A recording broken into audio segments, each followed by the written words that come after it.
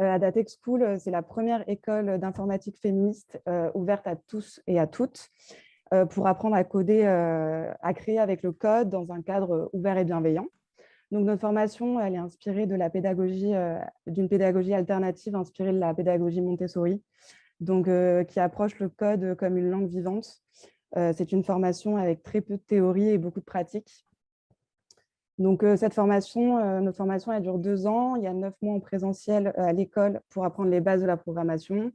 Et tu apprendras aussi plusieurs langages informatiques et 12 mois en entreprise en alternance. Alors, attends, je vois. Bonjour à tous. Bonjour à toi. Donc, notre but à Adatech School, c'est de rendre l'informatique plus accessible, notamment pour les femmes. Donc, c'est pourquoi nous ne demandons aucun prérequis technique à l'entrée. Donc, la sélection, elle se fait uniquement sur la motivation et des candidats et des candidates. Donc, si jamais l'un d'entre vous est intéressé, je vais vous mettre un lien pour participer à notre live de présentation qui se déroule jeudi prochain, le 23 septembre, à 18h30. Voilà. Donc, Raven, peut-être que je vais te laisser te présenter et commencer l'atelier de code, du coup, cet atelier de code. Super. OK. Alors, bien, bonsoir à tous. Moi, c'est Graven, de mon prénom Lorenzo. J'ai 22 ans et je suis développeur mobile et aussi YouTubeur depuis maintenant plus de 6 ans. Mon objectif, c'est de vulgariser, de simplifier l'apprentissage de la programmation sous toutes ses formes aux différents profils. Ça peut être un profil suivant l'âge, donc des très jeunes, ou alors des plus âgés, ou alors des femmes, ou alors des hommes. Voilà. Mon but, c'est vraiment de partager un maximum de choses et de pouvoir aussi donner l'envie d'aller plus loin que juste de découvrir les bases. Aujourd'hui, mon objectif, c'est de vous montrer comment créer une application mobile avec Kotlin. Donc, est-ce qu'il y en a parmi vous dans le chat déjà qui ont déjà codé dans un langage de programmation? Vous pouvez mettre un petit message, on va essayer de faire un live un petit peu interactif. Oui, non, jamais. Voilà, n'ayez pas peur, vous pouvez m'interpeller à tout moment dans le chat. Le but, c'est vraiment qu'on puisse échanger. Oui, oui, ok, très bien. Donc, pour ceux qui n'ont jamais fait de programmation, on va vraiment voir pas mal de choses, ne vous inquiétez pas. Je vais essayer d'aller à un rythme qui soit correct pour tout le monde, que les débutants ne soient pas lésés et que ceux qui ont déjà un petit niveau puissent découvrir de nouvelles choses. Je vais partager mon écran, c'est parti. Hop. Normalement, je peux laisser la caméra et activer le partage d'écran, il n'y a pas de souci à ça. Donc, hop. Parfait. Voilà, et on va garder quand même le chat à côté. Est-ce que tout le monde voit bien mon écran? OK, yes, j'ai fait un bootcamp de dev full stack. Non, oui, oui, OK. Donc, pour ceux qui ont déjà fait de la programmation, vous allez voir qu'il y a des éléments que vous allez retrouver avec le langage qu'on va utiliser aujourd'hui qui s'appelle le Kotlin et un deuxième langage qui s'appelle le XML. Donc, il faut vous dire quelque chose, c'est qu'une application mobile, c'est 2 parties. On a une partie, ça va être la partie visible de l'iceberg qu'on va faire avec du XML. Le XML, c'est comme du HTML, on met des mots-clés et ça permet de dire ici, je mets un bouton, ici, je mets un texte, ici, je mets une image. Tandis que le Kotlin, donc ce langage, c'est celui qui va permettre de faire la partie logique de l'application, c'est-à-dire quand je clique sur un bouton, qu'est-ce qui se passe? Est-ce que ça va ouvrir une fenêtre? Est-ce que ça va lancer une nouvelle page? Etc. etc. Donc, l'objectif de la séance, ça va être de réaliser cette petite application. Donc, vous voyez, on a 2 pages. Une page avec l'accueil, avec un bouton ouvrir. Et quand on clique sur le bouton ouvrir, ça nous emmène vers une deuxième page qui, là, c'est une sorte de petit pot commun où on a des participants qui ont mis un certain montant et on peut simuler que certains déposent de l'argent, en retirent depuis ce pot commun. OK? Oui, l'atelier sera accessible en replay, il n'y a pas de souci pour ceux qui nous rejoignent. Donc là, si on décortique déjà ce qu'on appelle la maquette, donc c'est très important déjà, peu importe le projet que vous faites, lorsqu'on vous dit, voilà, fais cette application, d'avoir une maquette. Si on ne vous donne pas de maquette, vous allez partir un peu dans tous les sens. Donc, c'est pour ça que je vous ai fourni une maquette. Donc, pour ceux qui veulent l'analyser plus en détail, vous avez juste à cliquer dans le lien dans le chat. Comme ça, vous allez pouvoir voir par vous-même de quoi c'est composé. Alors, je me suis basé sur plusieurs choses, notamment sur un site qui s'appelle Dribble. Dribble, c'est un site sur lequel vous allez avoir plein d'exemples. Donc, si vous êtes débutant, c'est incroyable, ou même avancé, hein, parce qu'en fait, vous pouvez trouver des inspirations d'applications. Par exemple, là, si je vais dans Inspiration mobile, et ben là, vous avez plein de designers qui ont mis en avant leurs applications, leur design, comme ça, vous pouvez essayer de vous challenger pour refaire un design. Donc, c'est de là que je suis parti. Et bien sûr, j'ai simplifié en une maquette beaucoup plus simple pour arriver à ce résultat. Donc, on va faire beaucoup de design aujourd'hui et on va faire un tout petit peu de code. Vous allez voir. Donc, pour ceux qui n'ont jamais fait de code, vous allez voir que ça va être très simple. Est-ce que déjà, tout le monde a les prérequis en termes de logiciel? Est-ce que tout le monde a Java d'installer ainsi que Android Studio? Dites-le moi dans le chat. C'est parfait. Donc, Kotlin, pour ceux qui n'ont jamais fait ce langage, c'est basé sur la JVM, la Java Virtual Machine, qui est l'environnement dans lequel s'exécute le code Kotlin, mais aussi d'autres codes comme Java ou par exemple, il me semble que Scala le fait aussi. Donc, ce que je vous propose dans un premier temps, ça va être de lancer Android Studio. Donc là, vous pouvez taper Android Studio sur votre ordinateur et vous le lancez. Vous pouvez mettre un petit OK quand c'est bon dans le chat, comme ça je vois que tout le monde est prêt.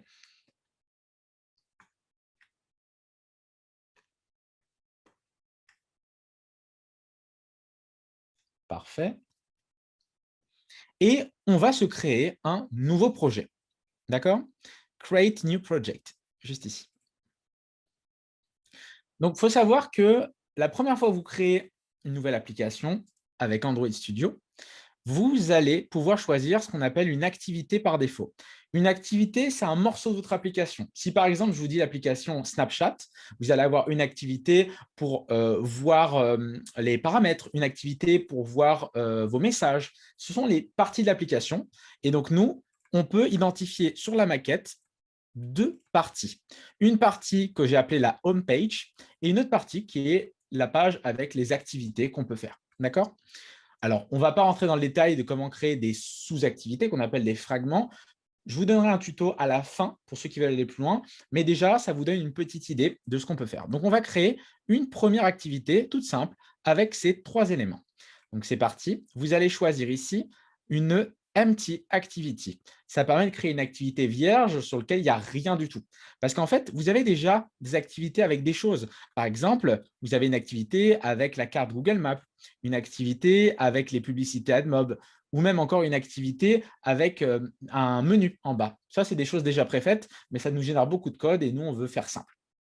Donc, on va prendre un petit activity et faire Next, juste ici. À ce niveau-là, vous allez remplir les informations qui sont le nom de votre application. Donc, moi, je vais l'appeler, par exemple, comment on pourrait l'appeler? C'est une application qui permet de pouvoir faire une sorte de petite tirelire, MyPoCommun. Voilà, comme ça mélange un peu français-anglais, c'est drôle. MyPoCommun. Comme ceci. Si vous voulez mettre autre chose, vous mettez autre chose. Vous voyez qu'ici, il y a le nom du package. Le package, c'est un dossier dans lequel on va mettre des fichiers de code. On peut créer des sous-packages pour créer des sous-fichiers et comme ça, des sous-dossiers et créer une sorte de petite hiérarchie pour mieux s'y retrouver, bien ranger les dossiers avec tel dossier, bien ranger les images avec les images et ainsi de suite. Et très important, le langage qu'on choisit ici, c'est Kotlin. Vous voyez qu'avec Android Studio, on peut faire aussi du Java. Dans notre cas, on va faire du Kotlin et vous allez voir que ça ressemble beaucoup. Dernière étape, on a ici le minimum SDK. Ça va être la version minimale requise d'Android.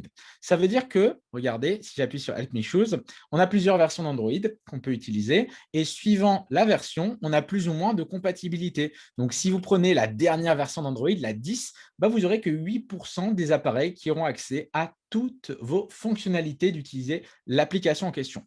Donc, c'est un bon équilibre à trouver et en général, ça vous recommande une version. Par exemple, ici, on va prendre la 21.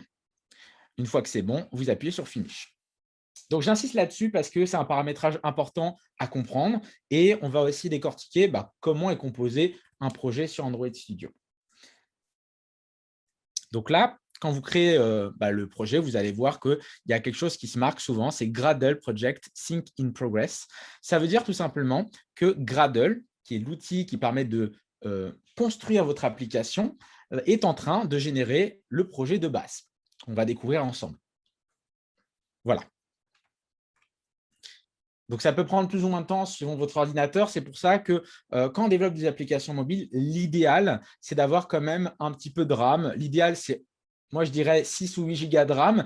Là, si vous avez moins pour cet atelier, ce n'est pas grave, mais ça demande quand même un petit peu de ressources, notamment si vous voulez créer un faux téléphone, ce qu'on appelle un émulateur, et là, ça va demander encore plus de ressources.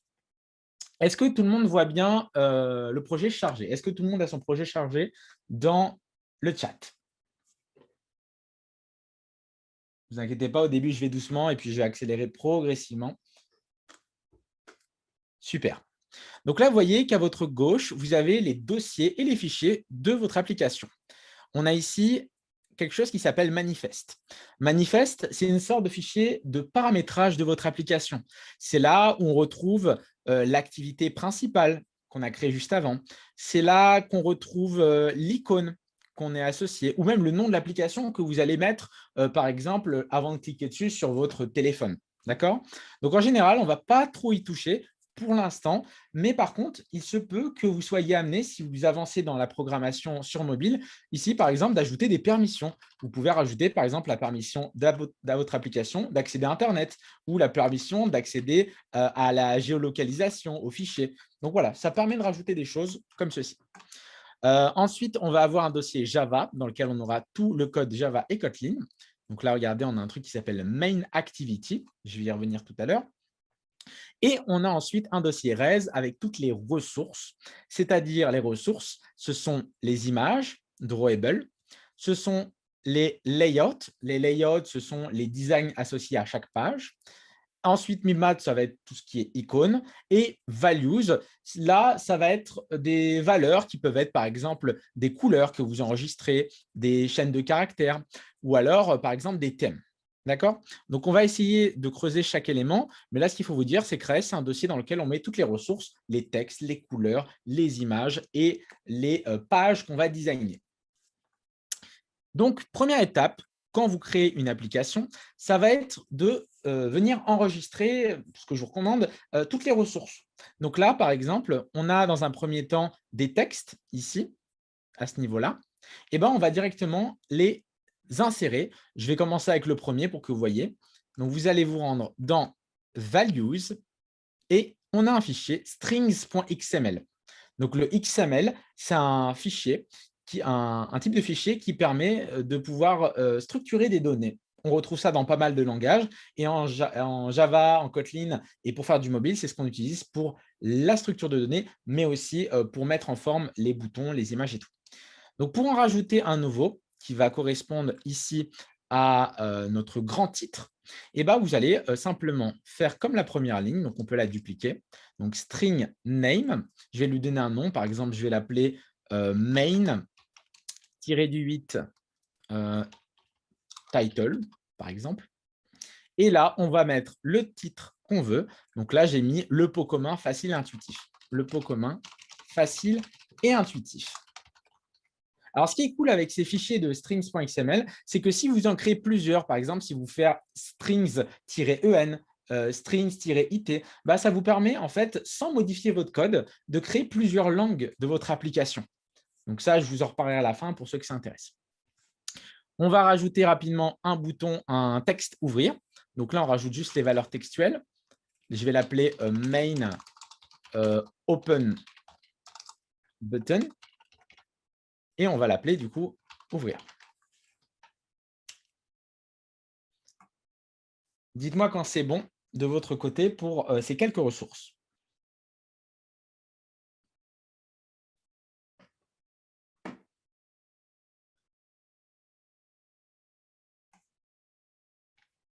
Donc, le plus simple, c'est de dupliquer à chaque fois la chaîne précédente. Comme ça, vous avez juste à modifier le nom de la ressource textuelle avec sa valeur. Attention à ne pas supprimer ici de chevron, parce que sinon, ça ne fonctionnera pas, tout simplement. Voilà, normalement, ça devrait être bon. Et une fois que c'est bon, on va rajouter maintenant les couleurs. Donc, je vous ai mis sur le petit Figma, la maquette, les différentes couleurs qu'on va utiliser avec à chaque fois un nom et la valeur. Donc, ça va être la même procédure que pour les chaînes de texte. Vous allez voir, c'est très simple. Vous allez aller cette fois-ci dans Colors, comme ceci. Et on va rajouter 4 couleurs. Donc, on va faire ici la première couleur qui va être Primary et qui sera égale à EB5BOA5. E5, pardon, E5BOA5. Vous voyez, à chaque fois, quand vous allez mettre votre élément, E5B, c'est un 0 ou c'est un O, je ne sais plus. Vous allez avoir cette couleur. Si vous voulez, je peux vous les mettre dans le chat en vrai.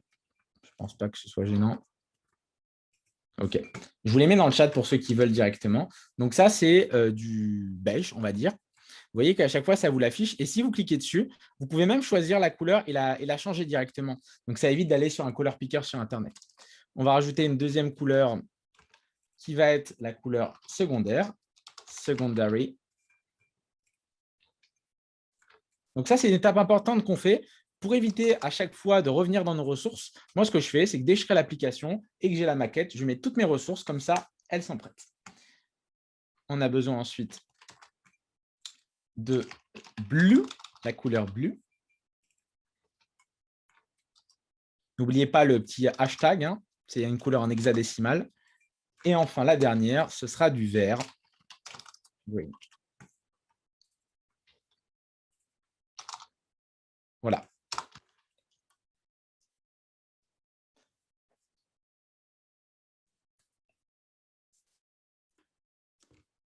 On passe ultra vite. Hein. J'ai l'impression d'avoir un chrono. Dites-moi quand c'est bon pour vous. Je pense qu'au niveau du rythme, on est pas mal. Hein, mais dites-moi si c'est OK pour les couleurs.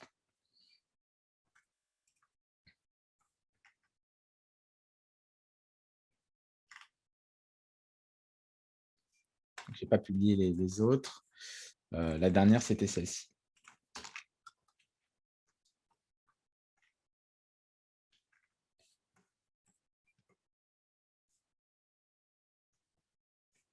Mettez juste OK dans le chat, comme ça, je vois que c'est bon.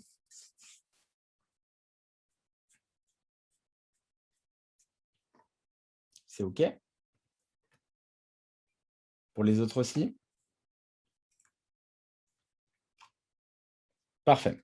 Le mieux, c'est que tout le monde est sur la même longueur d'onde, parce que s'il y a un décalage, après, vous risquez d'avoir du mal pour la suite.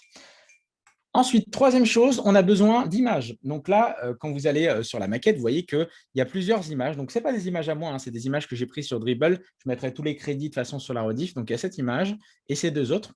Donc, pour les télécharger, je vous ai fait directement un petit pack. Donc, hop, je vais vous donner le lien directement pour que vous puissiez le télécharger. Hop. Et donc, en fait, ça vous donne un petit pack avec à l'intérieur 3 images, donc assets, avec dedans 3 images, human.png, avatarmark.png et avatarcloud.png. Donc, vous avez juste à les prendre et à les glisser sur votre bureau et après, on va les injecter dans le projet. Donc, en Kotlin, en mobile, de manière plus générale, vous avez plusieurs formats de fichiers. Par exemple, quand on fait des icônes ou des images avec une transparence, ce sera le PNG. Si on fait, imaginons, des arrière-plans, ce sera plutôt JPG. Ou même, si vous avez besoin d'un truc assez générique, le mieux, c'est de prendre un SVG parce qu'en plus, depuis votre code, vous pouvez modifier un SVG. Et ça rajoute quelque chose de beaucoup plus qualitatif visuellement. Si par exemple, j'avais une icône en SVG, ce serait beaucoup plus propre qu'une icône en PNG qui peut, si je l'agrandis, perdre des pixels, perdre la qualité. Donc là, on a récupéré ces 3 images et je vais revenir sur Android Studio. Et ce que je vais faire simplement, regardez, je vais cliquer sur le dossier Drawable, ici, un clic droit, Et on va faire Show in Explorer pour ouvrir ce dossier. Et à l'intérieur, on va retrouver pas mal de choses. Donc, je vais aller dans Drawable. Tac. Drawable 24. Donc là, en fait, vous avez plusieurs versions du Drawable. Suivant les tailles d'écran, vous pouvez faire en fonction des tailles d'écran. Nous, on ne va pas s'embêter finalement. Regardez, on va réduire ici la fenêtre et je vais carrément glisser mes 3 images dans le dossier Drawable. Il va automatiquement les ajouter. Regardez, je glisse ça comme ça, Refactor, et il va m'ajouter les 3 images à l'intérieur. Donc, on a l'avatar Claude et human.png.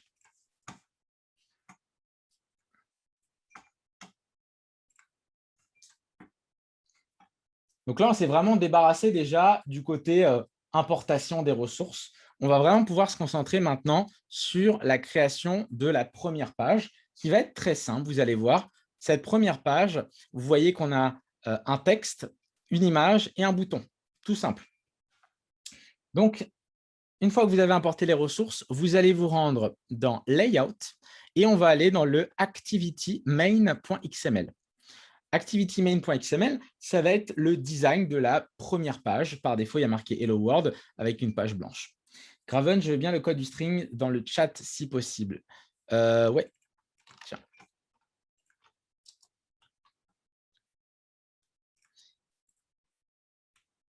Donc là, vous voyez qu'on a plusieurs modes. On peut rajouter les éléments manuellement. Regardez, il y a des catégories, on peut les glisser comme ça. Ou alors, on peut directement aller dans la partie split ou code. Donc, code, ça va vous donner juste le code. Split, c'est les deux. Et design, c'est juste la partie design. Split, ça vous permet d'à la fois avoir le code et en même temps le petit rendu en temps réel. Donc, vous voyez ici qu'il y a plusieurs choses. Il y a plusieurs balises, comme en HTML. La balise constraint layout, elle permet de définir un layout. Donc, un layout, c'est une boîte qui va avoir des éléments à l'intérieur.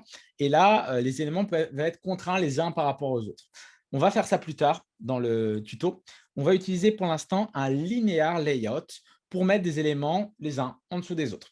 Donc, vous allez sélectionner le constraint layout ici. Et à la place, vous allez écrire linéaire avec un L majuscule, layout. Vous voyez qu'il vous le propose. Donc, si on appuie dessus, ça va automatiquement changer ici et ici. Donc, tout ce qu'on va mettre entre ces deux éléments, ça va être dans notre boîte linéaire layout. On peut supprimer également ici le text view pour l'instant. Et on va supprimer ça parce qu'on n'en a pas besoin. Donc, on se retrouve avec un linear layout qui est vide, une boîte qui n'a pas d'éléments. Et la première chose qu'on va faire, c'est déjà changer sa couleur de fond. Sur la maquette, vous voyez que la couleur de fond, c'est ça. Donc, pour changer la couleur, on va rajouter à notre linear layout une propriété, un attribut. Donc, vous allez juste vous mettre après ça, sauter une ligne et faire un Android de point background comme ceci. Et là, vous voyez qu'on nous propose plusieurs éléments. On peut mettre une image d'arrière-plan, donc je peux mettre l'image de mon human, ou alors je peux mettre carrément une couleur. Par exemple, j'ai utilisé le @color/ qui va me permettre d'aller dans les ressources de couleurs et d'aller mettre la couleur primary qui nous donne ce beige.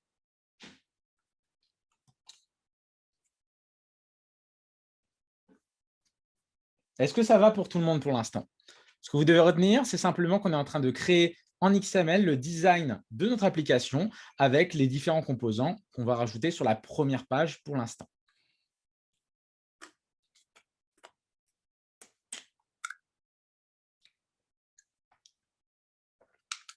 Donc, on va tenter de rajouter un premier texte. Donc là, il faut bien être pour ajouter un élément entre ces deux balises, parce que si vous mettez en dehors, vous serez en dehors du linéaire, forcément. Donc, on va écrire simplement un chevron. Donc, si vous ne savez pas faire les chevrons, c'est la touche plus petit ou plus grand que sur votre clavier. Et on va écrire, du coup, text view pour créer un nouveau composant de type texte. Alors, sur Android Studio, vous avez ce qu'on appelle l'autocomplétion. Donc, dès que vous allez commencer à écrire, vous allez appuyer sur Entrée et ça va vous générer le reste. Donc là, regardez, j'ai une balise text view avec deux attributs. Layout width, c'est la largeur de mon composant texte, et layout height, qui est la hauteur de mon composant texte. Je peux lui mettre une certaine taille, par exemple 200 dp par 200 dp, et vous verrez ce que ça fait après. Et juste en dessous, on va se rajouter la propriété la plus importante pour du texte, c'est Android.text, et on va lui mettre ici le texte qui correspond à le pot commun facile et intuitif qu'on a enregistré dans le fichier strings. Donc là, vous pourrez très bien, en réalité, on aurait très bien pu écrire le pot commun facile et intuitif. Ça aurait marché, il n'y a pas de souci. Mais le fait d'avoir ça depuis nos ressources, @string, eh ben, ça va permettre de créer un lien direct vers ces ressources. Comme ça, quand on veut les modifier, on n'a pas besoin de passer par tous ces fichiers et c'est directement dans le fichier strings.xml. Pareil pour la traduction d'ailleurs. Donc là, on va mettre notre élément qui s'appelle main title. Et on n'oublie pas ici de faire un slash à la fin pour fermer la balise clandestine. Orpheline, clandestine, c'est une balise qui fonctionne tout seul, contrairement à linear layout. Okay, donc là, quand vous créez un texte, vous mettez un slash et ça veut dire que c'est la fin du composant texte. Donc ça, c'est un composant texte. Donc, sur votre partie droite, vous pouvez très bien faire contrôler la molette pour zoomer, voir un peu ce que ça donne. Et là, on a ce genre de composant. Ça va être la même chose pour tout. Dès que vous allez créer un composant, text view, image view, button, vous allez devoir définir obligatoirement la largeur et la hauteur. Si vous en supprimez un des deux, ça va vous dire hey, « qu'est-ce que tu fais là? J'ai besoin d'une hauteur et une largeur, sinon ça ne marchera pas. » Mais vous pouvez faire en sorte que ça s'ajuste automatiquement suivant la taille de l'écran. Si par exemple, vous voulez que votre texte s'ajuste en fonction de la largeur, au lieu de mettre layout width 200 dp, vous mettez wrap match parent qui permet que ça prenne toute la taille de l'élément parent. L'élément parent, c'est la boîte qui est au-dessus. Au contraire, wrap content, il va prendre juste la taille nécessaire du texte. Donc, si vous rajoutez de la taille du texte, ça prendra juste sa taille. Si vous mettez match parent, il prendra toute la largeur possible. Pareil pour la hauteur, match parent, il prendra toute la hauteur possible. Donc ça, c'est la hauteur du contenu. Maintenant, si on veut changer la taille du texte, on va faire un Android.text size et on va lui proposer une taille de 32 dp. Donc dp, c'est vraiment l'équivalent de pixels. C'est ce qu'on utilise en Android. On a aussi sp pour du texte, mais là, je ne vais pas me compliquer la tête. Je vais juste mettre dp pour tout le monde. Donc, vous voyez, vous pouvez changer la valeur ici. C'est plus ou moins grand.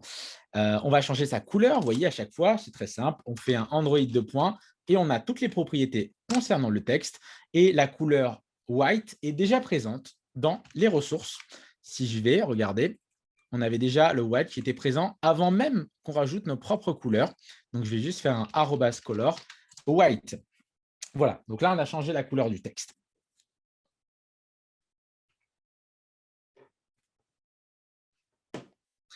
Enfin, on va essayer de rajouter un petit peu de centrage à nos éléments.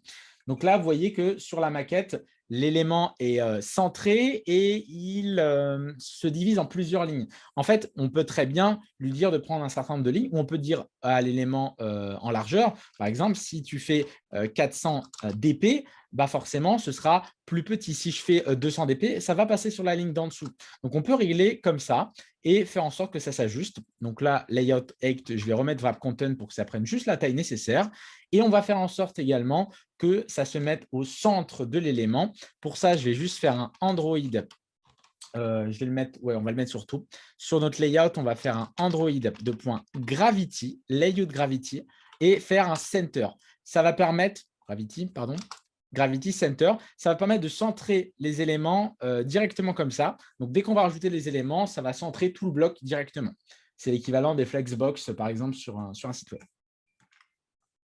On peut centrer aussi le texte à l'intérieur de son composant propre en faisant directement un Text Alignment Center, comme ceci. Et là, vous voyez qu'on est plutôt pas mal. Si on veut changer la taille, on change la taille. Voilà, pas de restriction à ce niveau-là. Donc là, je me suis un peu attardé là-dessus, mais à partir de maintenant, vous savez créer des composants. C'est la même chose partout.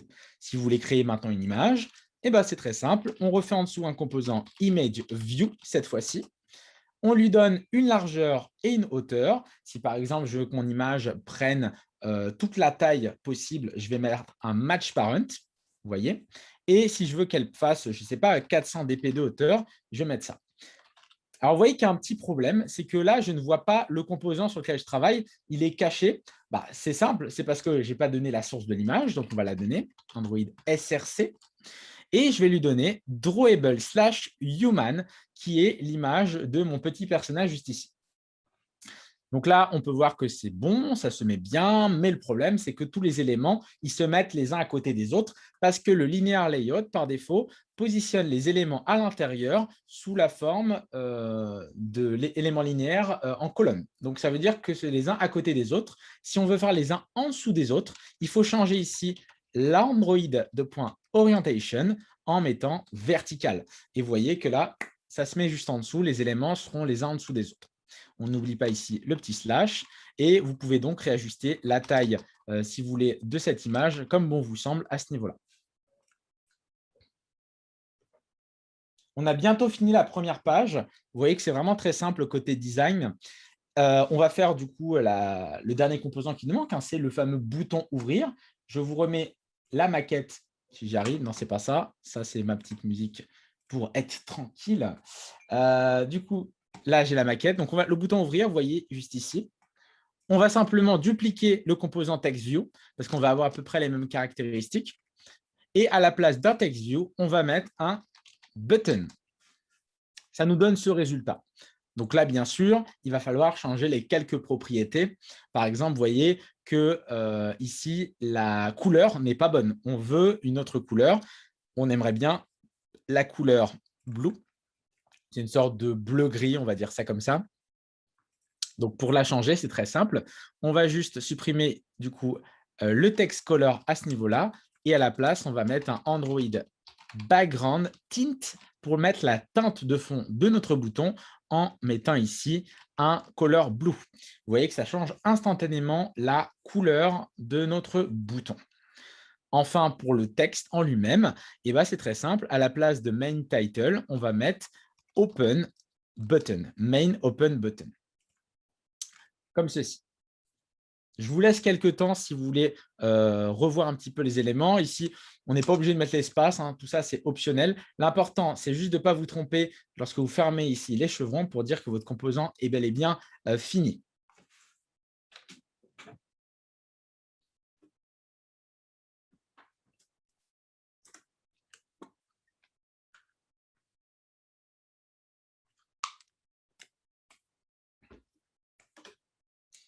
Quand c'est bon, vous mettez OK dans le chat.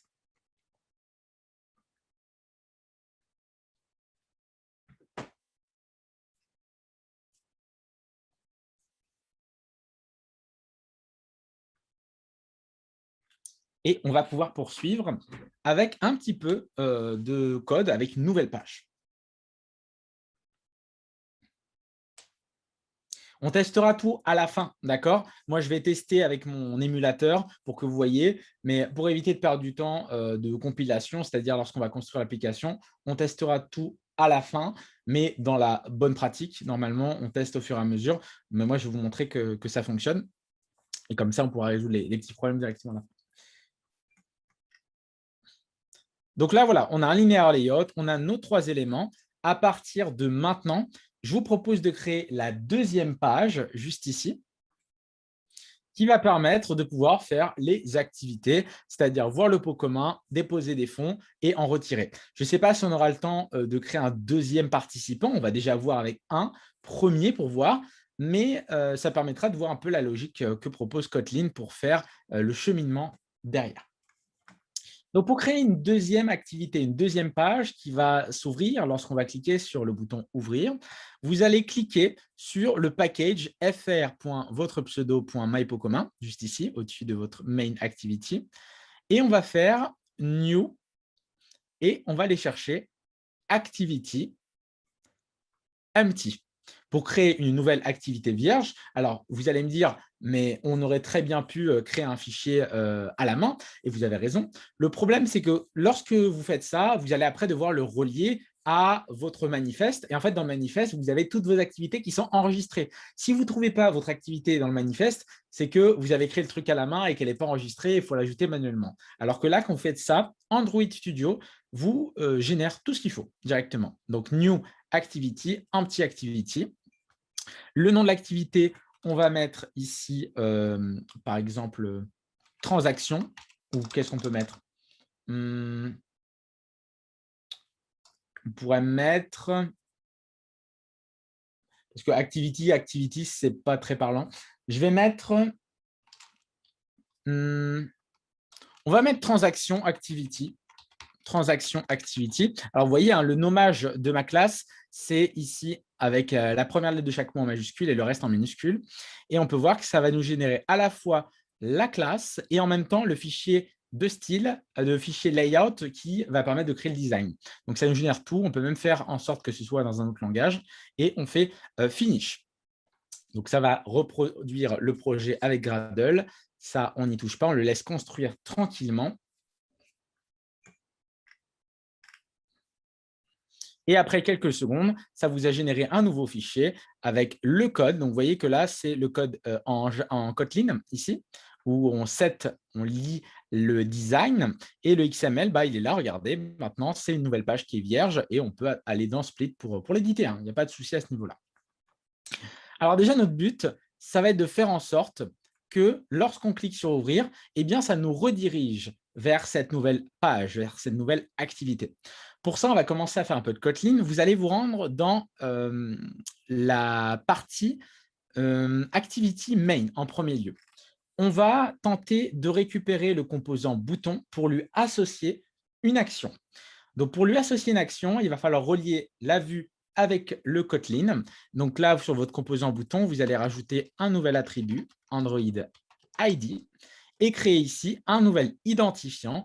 Un identifiant, ça va être donner un nom à votre composant qui est unique. On ne peut pas avoir deux fois le même ID. Et on pourra comme ça, depuis le code Kotlin, récupérer ce composant et dire, bah, quand tu cliques sur ça, qu'est-ce que ça fait? Donc là, je vais l'appeler Open Button, comme ceci. Donc là, une fois que vous avez créé votre identifiant à ce niveau-là, vous pouvez revenir dans Main Activity et c'est à ce niveau-là, dans le onCreate qui se charge lorsqu'on crée l'activité, qu'on va pouvoir commencer à faire le code pour passer à la page suivante. Vous pouvez vous mettre quelques commentaires comme dans d'autres langages. Par exemple, là, vous mettez 2/, passage à la page de transaction lors d'un clic sur le bouton. Donc, première étape, il faut déjà récupérer le composant bouton. Pour récupérer un composant, on va créer une variable, mais qui ne va pas varier. On appelle ça en Kotlin une val. Ça veut dire que ça va juste permettre d'enregistrer une valeur et on peut s'en servir, contrairement au var, qui est vraiment la variable qu'on peut interchanger. Donc là, val, je vais l'appeler button et ce sera égal à find view by ID. Vous voyez que quand vous écrivez find, il vous propose de générer la suite.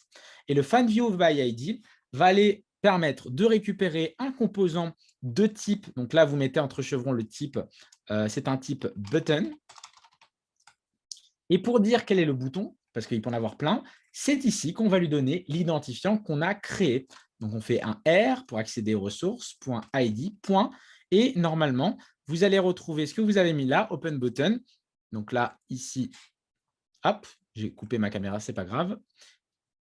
Donc là, dans Main Activity, R.id, Open Button, vous voyez, je retrouve bien ce composant. Et si vous appuyez sur CTRL et que vous cliquez sur Open Button, ça vous ouvre bien la page. Donc, ça veut dire que la liaison entre votre code Kotlin et le design a bien fonctionné.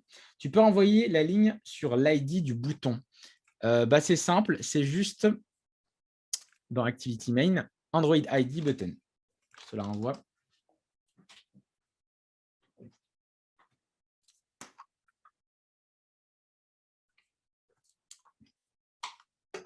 Voilà, normalement, vous l'avez. Est-ce que tout le monde a ce qu'il faut? Est-ce que c'est bon de votre côté?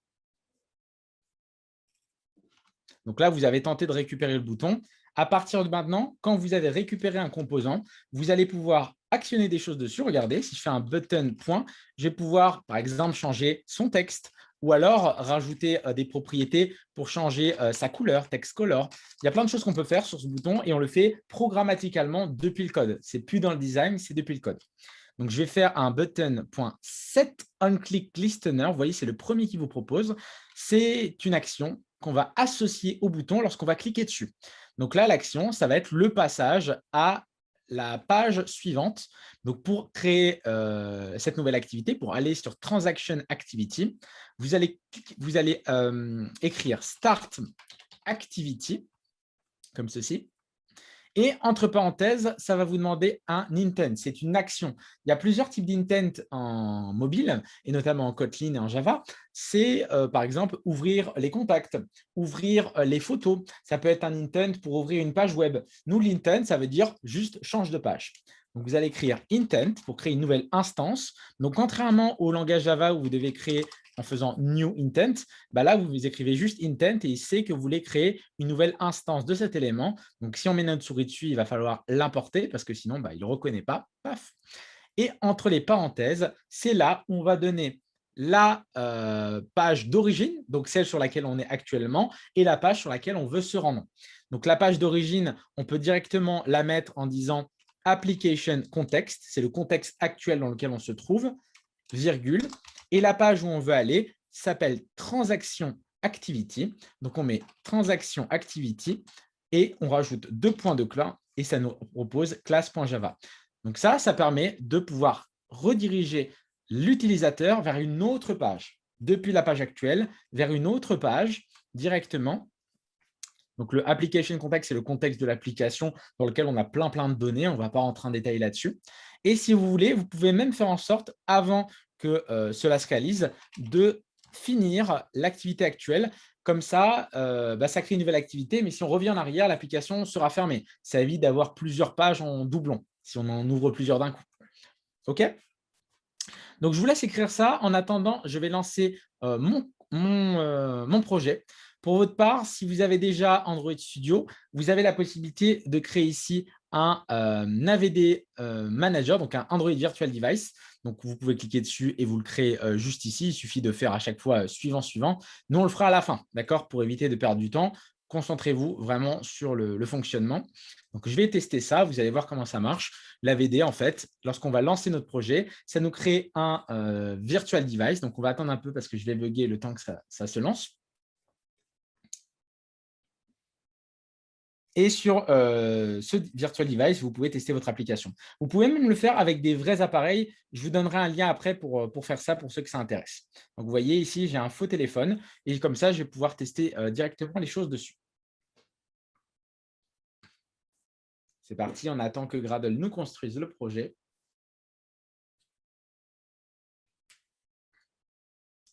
Et là, il est en train d'installer. Vous voyez en bas, tout se passe. Il est en train de l'installer. Il nous lance l'application.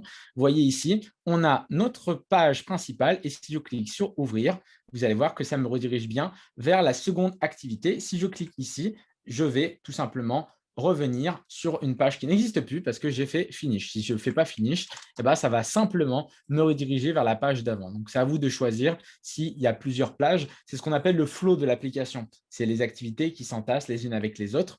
Donc là, je relance et si je fais ouvrir, ça m'ouvre ça. Et si je reviens en arrière, je reviens sur la page ici. OK ?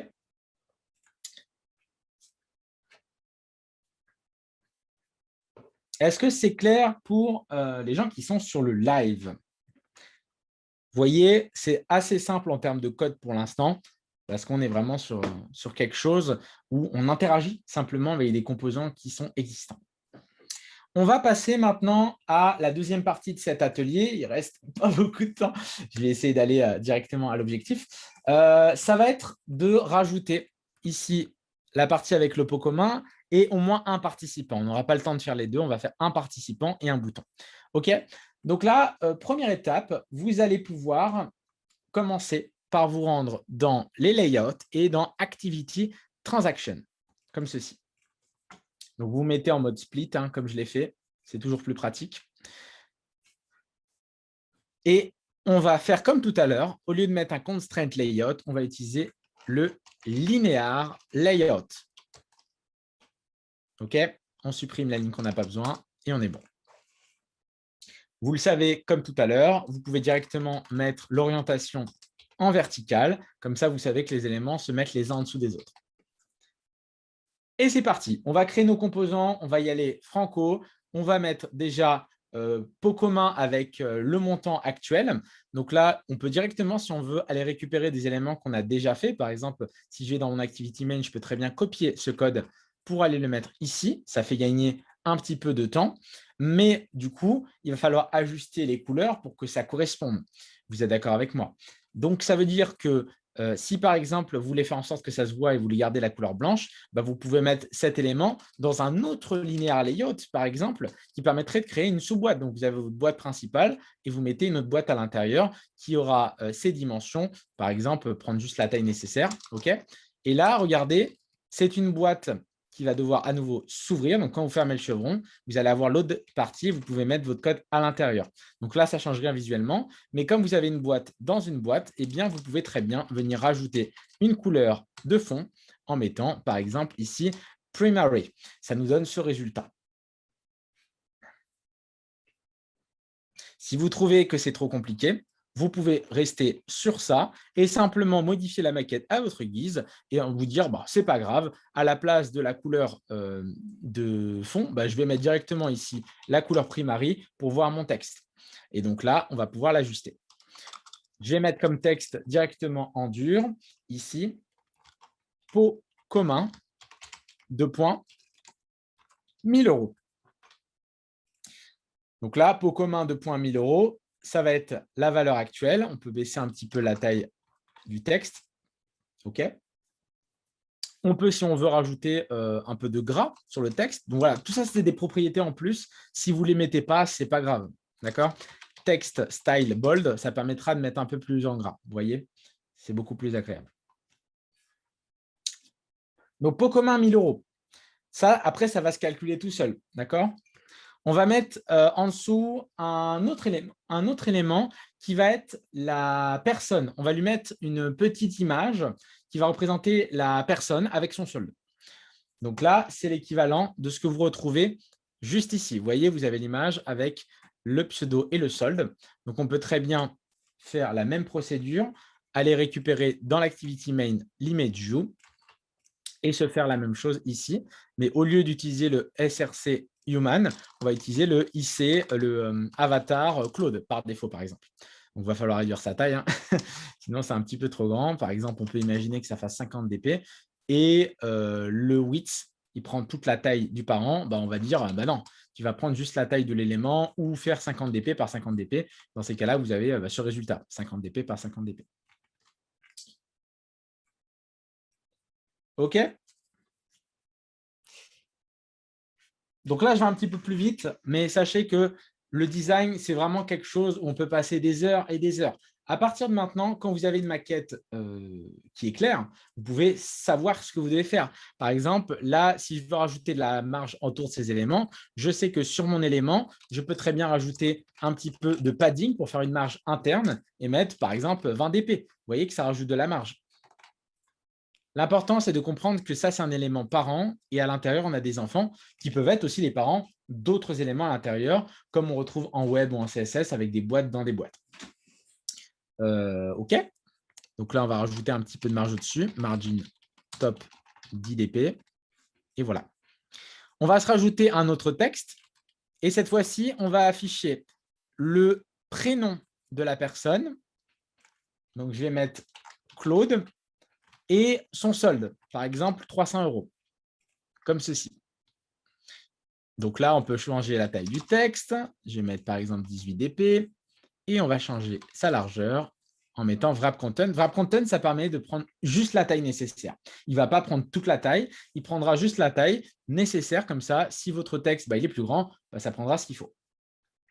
Et enfin, une fois qu'on a ceci, on va se rajouter un bouton. Comme ça, on fait déjà la partie logique. On passe directement à l'objectif. Donc, le bouton, pareil, on va activity main, on récupère button et on se colle ça ici. Donc là, au lieu de l'appeler ouvrir, on va tout simplement mettre un autre texte et on va mettre, par exemple, déposer 50 €. OK. On peut changer la taille, 30 dp. 20 dp, 10 dp. Voilà, c'est vraiment une question de paramétrage. Et la largeur, wrap content. Donc là, vous voyez, j'ai déjà pas mal d'éléments. OK, on va enlever l'ID. J'ai déjà pas mal d'éléments. Je vais même créer un autre bouton pour retirer de l'argent. Donc, je vais l'appeler retirer 50 €. Et là, on a tous les éléments qu'il nous faut. Tout le reste, c'est vraiment de l'habillage lorsque vous voyez la maquette. D'accord? Dites-moi déjà si vous êtes arrivé à cette étape. Donc là, notre but, en fait, c'est que tout ce que vous voyez à l'écran, ça se calcule programmaticalement depuis le Kotlin. Donc, dans le Kotlin, on va mettre une somme de départ pour le porte-monnaie de Claude. Et lorsqu'on va cliquer sur les boutons, ça va venir ajouter ou enlever de l'argent, tout simplement. Mettez-moi OK, OK code, quand c'est OK design, quand c'est bon.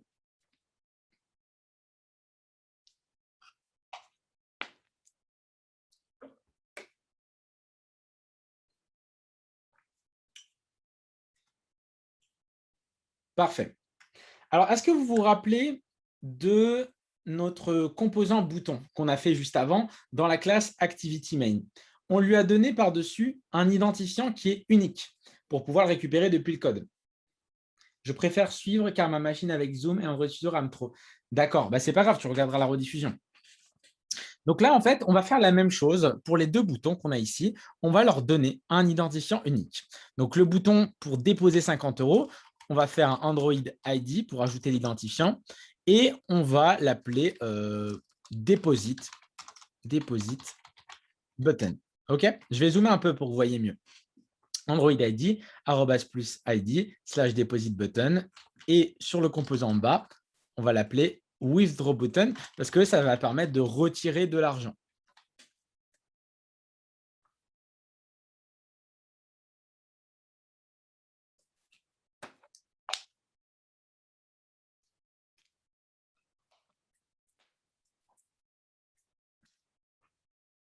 Effectivement, Yannick, la Android Studio est assez gourmand, surtout si après tu as un émulateur comme moi ici, ça devient assez rapidement gourmand. Donc, à partir de là, on a vraiment ce qu'il faut. Au niveau du design, on a fini. Par contre, on a besoin aussi de récupérer d'autres informations, comme par exemple le pot commun qu'on va actualiser en fonction du nouveau solde, ou encore la somme de Claude qu'il a actuellement. Donc là, pareil, vous pouvez ajouter à vos éléments un identifiant pour le représenter. Par exemple, ici, sur le text view pot commun, je vais l'appeler wallet balance. OK? Wallet balance. Et là, je vais mettre un identifiant pour Claude avec marqué Claude balance ou user balance. L'idée, c'est vraiment d'avoir des noms composants qui sont le plus clairs possible pour que dans le code, on n'ait pas à se casser la tête.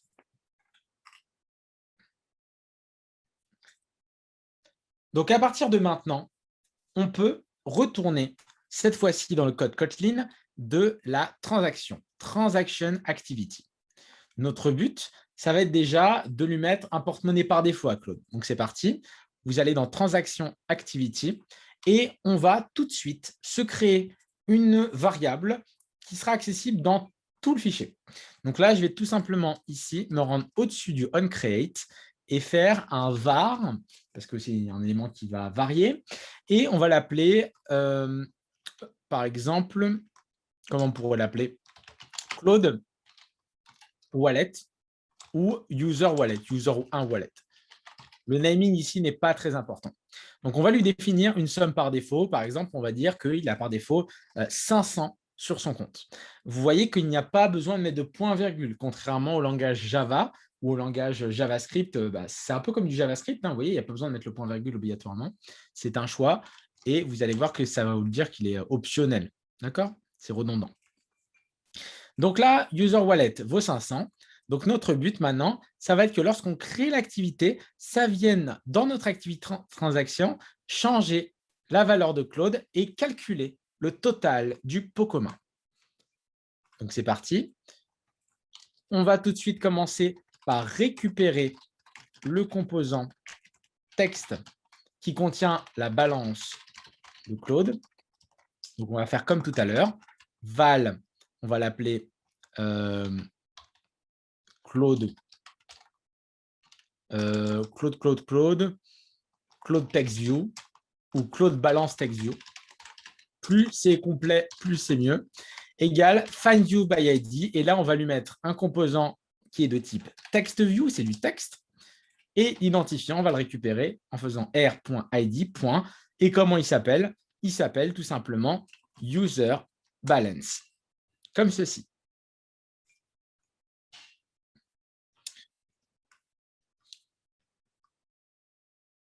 Une fois que vous avez récupéré le composant, vous pouvez maintenant modifier celui-ci. Par exemple, si vous voulez changer automatiquement depuis le code ce texte-là, eh ben, vous avez juste à faire depuis votre code Claude balance textView.text et égal pour remplacer sa valeur. En Kotlin, il n'y a pas de setText. On fait .text. On accède directement à l'attribut, à la propriété. Et là, je vais mettre par exemple Claude espace plus userWallet, qui est sa valeur actuelle. Donc, ça permet de faire ce qu'on appelle une concaténation, on retrouve ça dans d'autres langages, et donc d'assembler du texte avec un élément variable. Donc, vous voyez que ça me dit qu'il y a une petite erreur, mais en fait, c'est juste qu'en Kotlin, vous pouvez simplifier cette expression en faisant simplement tac, ceci. Vous voyez, Claude, $ et la variable, comme en PHP, pour ceux qui font du PHP. Donc là, ce n'est pas exactement ce qu'il y avait marqué. Il y avait marqué Claude et entre parenthèses euro. Donc, si on veut exactement le même pattern, on fait ça et on rajoute euro. Voilà, là, c'est exactement le bon pattern attendu. Donc, si je relance, vous allez voir le résultat.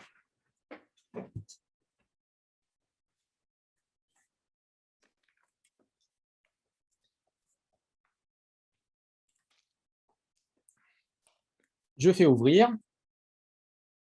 Et là, regardez, Claude a bien 500 euros. Si je modifie cette valeur depuis mon code, si je mets par exemple 100 euros et que je relance mon application, eh bien, ça va directement changer cette valeur par défaut. Je fais ouvrir et regardez, on a bien 100 euros pour le pot commun de Claude. Donc ça, c'est ce qu'il a déposé. Mais forcément, le pot commun en tout, il y a 1000 euros. Donc, ce n'est pas bon. Il n'y a pas 1000 euros de mise, il n'y a que 100 euros d'inscrit ici. Donc, vous pouvez dupliquer ça et récupérer le composant qu'on va appeler balance totale.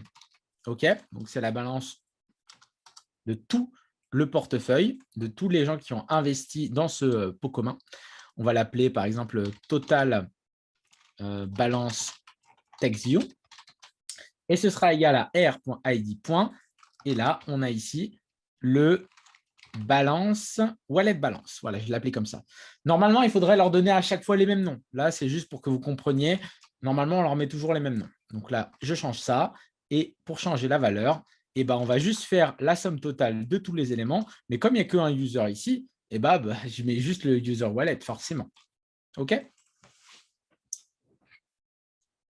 Est-ce que vous avez des questions sur cette partie? On a bientôt fini l'atelier. Il nous reste simplement les boutons pour déposer et pour retirer de l'argent.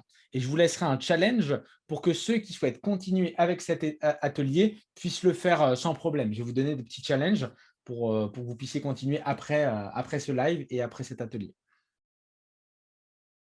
Est-ce que déjà tout le monde a compris un peu comment on interagissait avec les composants, comment c'est relié là, qu'est-ce que c'est un ID, qu'est-ce que c'est tout ça? C'est tout bon? Dites-moi un petit peu les autres, hein, ceux qui ne parlent pas trop. Oui, c'est clair.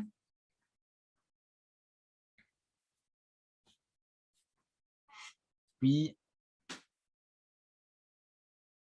Parfait. OK, super. Donc, on va rajouter maintenant la liaison avec ces boutons. Donc là, si j'appuie pour l'instant, ça ne fait rien. Donc, il va falloir récupérer le composant avec un findViewById de type button et lui dire, quand tu appuies dessus, je modifie le user wallet. Donc, c'est parti. Je vais ici tenter de récupérer le bouton pour déposer 50 euros. Donc, on peut reprendre le même code. N'hésitez pas à reprendre les mêmes éléments. Là, je vais l'appeler Deposit Button. Là, on n'oublie pas de changer le type de ce qu'on souhaite récupérer. C'est un button, ce n'est plus un texte. Et là, c'est r.id.deposit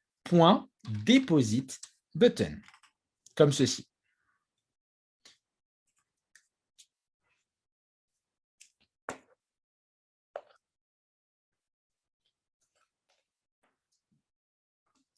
Quand vous avez fait ça, vous allez pouvoir actionner sur votre deposit button un set on click listener comme tout à l'heure. Et cette fois-ci, c'est lui qui va permettre d'ajouter les fonds. Donc, pour ajouter les fonds, rien de très compliqué. C'est comme dans tous les langages. On va récupérer la variable user wallet et venir remplacer cette valeur par la même valeur plus 50. Donc, ça veut dire quoi? Ça veut dire que si, par exemple, la personne avait 100 €, ça va faire 100 plus 50, 150, et ça va réassigner au user wallet. Et là, regardez, il nous propose de simplifier ça directement, comme dans les autres langages, en faisant un plus égal qui va ajouter 50 € et rassembler les éléments ici pour remplacer la valeur. Comme ça modifie la balance de l'utilisateur. On peut faire la même chose ici dans le sens inverse. Vous pouvez dupliquer ça pour récupérer le bouton pour retirer 50 €. Il faudra bien changer ici les éléments. Donc, c'est withdraw button, ici withdraw button. La withdraw button.set un click listener. Ah oui, attention. Regardez, si vous oubliez, vous avez dupliqué plein de choses, vous dites, c'est super, j'ai gagné du temps. Mais là, vous avez oublié de modifier ça. Ce qui va se passer, c'est que ça va assigner cette instruction, mais comme la suite du code continue à s'exécuter, ça va remplacer ça. Donc, quand vous allez cliquer sur Deposit Button, ça va enlever de l'argent, en fait. C'est ça qui est un peu embêtant. Donc, c'est pour ça qu'il faut bien remplacer par les bons éléments. Et là, on ne veut pas ajouter, mais on veut retirer les fonds en faisant moins égal, cette fois-ci, pour enlever 50 €. J'essaye, je vais relancer mon code à nouveau. C'est parti.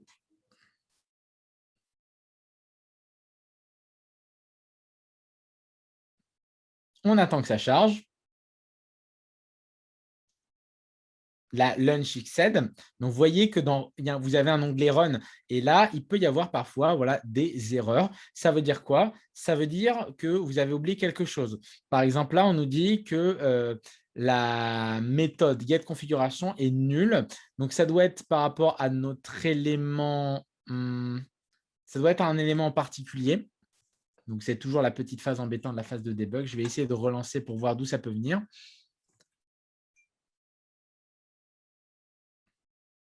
Ça fonctionne. OK, c'était une petite erreur de ma part.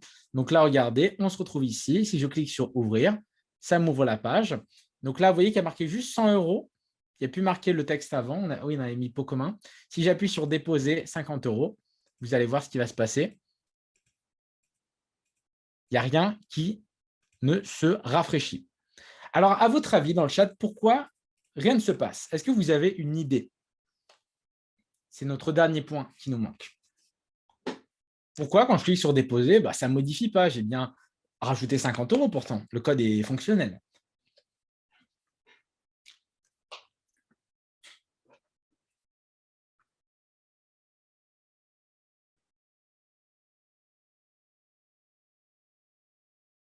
Si quelqu'un a une idée dans le chat, si vous n'avez pas d'idée, vous lui dites je ne sais pas.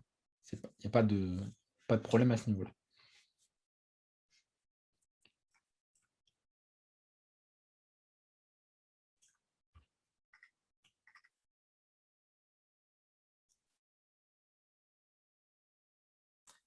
Alors non, il ne faut pas modifier le XML. Parce que tu vois, ici, on a bien récupéré le bouton. Il faut modifier la variable. Il ne faut pas modifier le XML. Il faut mettre à jour user wallet par rapport à ça. Donc, ça veut dire quoi? Ça veut dire que ici, lorsqu'on a créé l'activité, vous êtes d'accord avec moi, qu'on a mis à jour le solde du total et le solde de Claude. OK? Et bien là, le truc, c'est qu'après avoir ajouté les fonds, il faut aussi mettre à jour le solde de Claude. Parce que si on ne le met pas à jour visuellement, il n'y aura pas de changement au niveau graphique. Donc, vous pouvez copier cette ligne et la mettre juste après. Comme ça modifie le porte-monnaie et en même temps, ça rajoute ça. Et bien sûr, c'est pareil pour le user wallet, le total. On va pouvoir le mettre à jour. Donc ça, c'est très important. Vous retrouvez ça notamment dans d'autres langages. Vous allez modifier la partie logique, donc vous actualisez votre variable. Mais ici, si vous ne modifiez pas le design et la partie visuelle, forcément, vous n'allez pas voir de changement. Alors que pourtant, ça a bien retiré les fonds de ce côté-là. Regardez, je teste. J'ouvre le pot commun. Je dépose 50 € et voilà, ça fonctionne parfaitement. Je peux ajouter de l'argent et je peux aussi en retirer. On va rajouter un petit truc parce qu'on avait écrit pot commun avec une valeur. Donc ça, bien sûr, là, il faudra modifier dans l'XML. C'est ce qu'on retrouve ici. On a mis pot commun 2.1000 euros. Donc, on peut le modifier dans le Transaction Activity. On peut mettre pot commun 2 points et avoir ça. Voilà. Si vous voulez un texte plus complet, vous pouvez très bien le modifier à ce niveau-là. Donc, bien sûr, il y en a certains dans la rediffusion qui vont me dire, voilà, mon code n'est pas très optimisé, on se répète beaucoup, on a dupliqué pas mal de choses. Mais sachez que c'est vraiment un atelier pour les débutants et que forcément, il y a beaucoup d'optimisation à faire pour refactoriser le code. Notamment, tout ce que vous allez voir en double, on peut se créer quelque chose pour le simplifier. On va juste le faire, par exemple, pour cette méthode ici.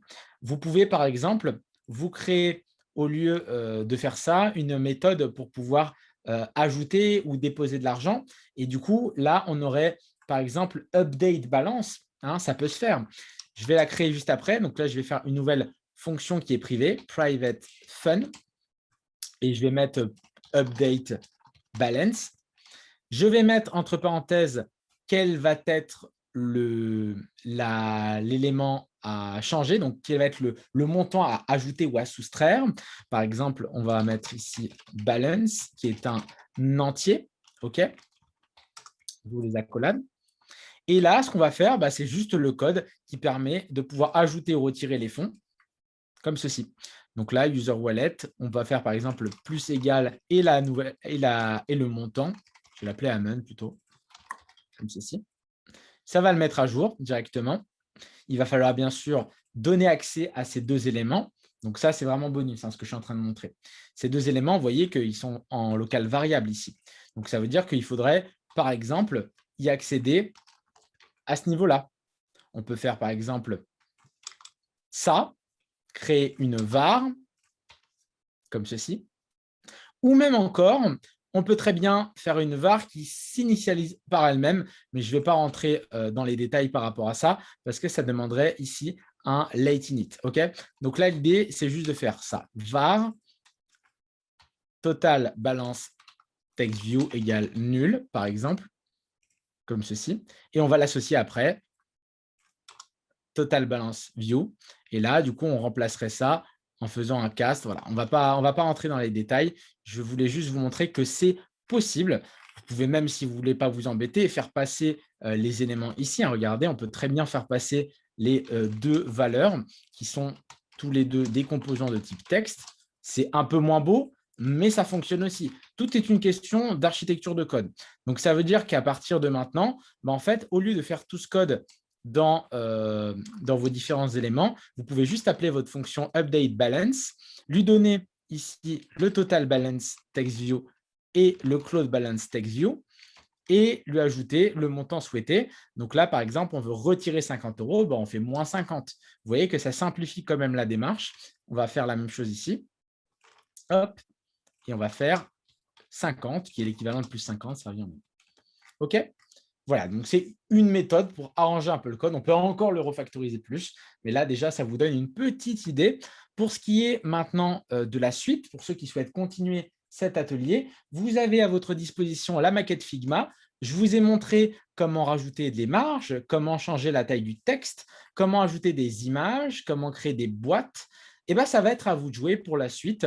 Donc, ça veut dire que je vous laisse tranquillement faire ça post-atelier. Bien sûr, vous n'aurez pas le temps là en 2 minutes de le faire. Mais pour ceux qui souhaitent continuer, vous avez la maquette Figma qui est dans la description de la rediffusion et vous pouvez tout à fait continuer de faire ça. Et même pour ceux qui veulent aller encore plus loin, vous pouvez vous créer une troisième activité qui permettrait de voir les transactions, c'est-à-dire d'avoir une liste avec Claude a déposé 50 €, Marc a enlevé 600 €. Et comme ça, vous allez avoir ça qui se modifie.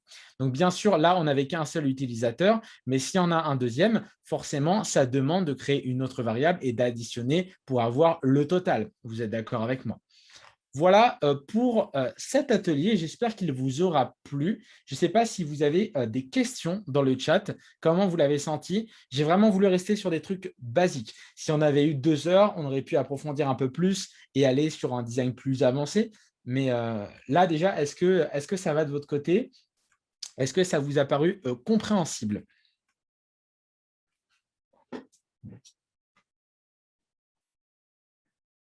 Nickel. Très bien. Alors, pour ceux qui veulent aller plus loin, je vais quand même donner un lien. J'ai fait une formation qui est gratuite sur ma chaîne YouTube qui dure 5 heures, 5 heures gratuites, où vous avez un tuto sur comment créer une application avec des plantes en ligne. Donc, ça veut dire qu'on revoit ces quelques bases, mais on va beaucoup plus loin. On crée une base de données, on crée un système de fenêtres surgissantes, on va créer aussi un système de formulaire. Donc, ça va beaucoup plus loin. Et vous pouvez suivre cette petite formation qui est gratuite.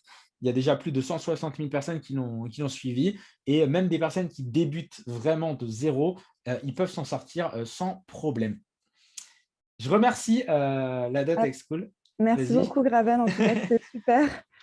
Comme Graven vous l'a dit, demain, il y aura le replay. Donc, même pour ceux qui veulent continuer, ce sera bien pour pouvoir vous référer à ce que tu as pu dire là aujourd'hui, d'avoir le replay. Donc, nous, on met ça en ligne demain. Sinon, je vais vous envoyer un lien pour le live de présentation à Datex School.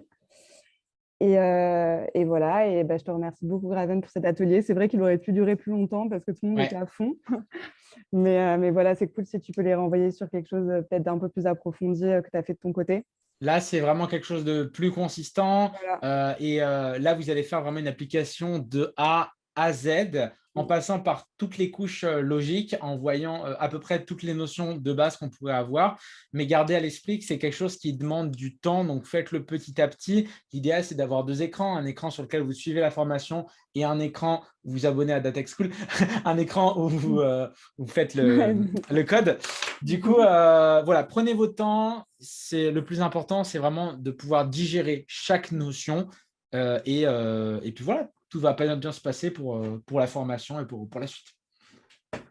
Bon, du coup, bonne soirée à tous et à toutes.